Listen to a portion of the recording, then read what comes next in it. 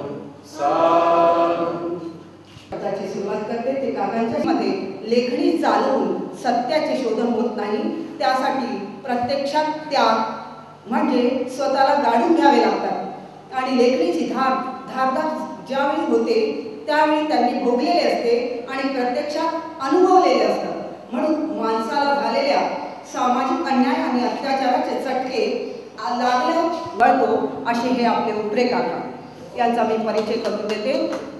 उपरे काका MSc झुलॉजीमध्ये त्यांनी पोस्ट ग्रॅज्युएशन केलेलं आहे।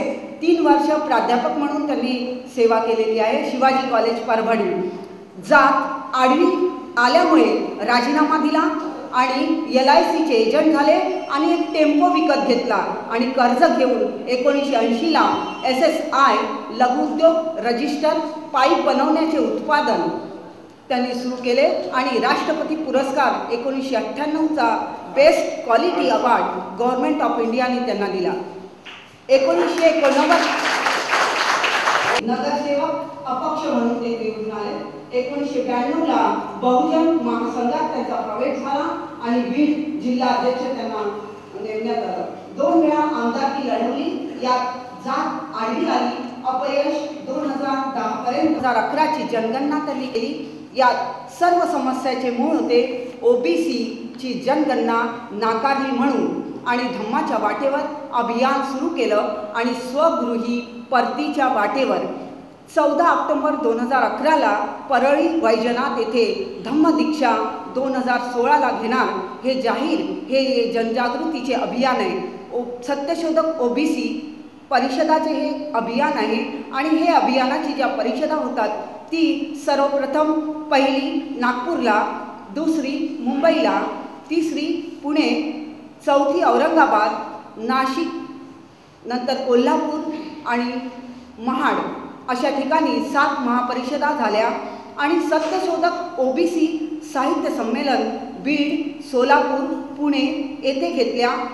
संमेलन घेऊन 14 ऑक्टोबर 2016ला नागपूर येथे धम्मदीक्षा घेणार आणि 2014 हे संघटन बांधणी वर्ष असून विविध विषयांवर त्यांचा आजचा लेख आपण सम्राटमध्ये आलेला आहे तो वाचा की त्यांचे विचार किती प्रगल्भ आहे. समाजामध्ये ओबीसीसाठी ते काम करतात. यानंतर बाबासाहेबांचा आंबेडकरवाद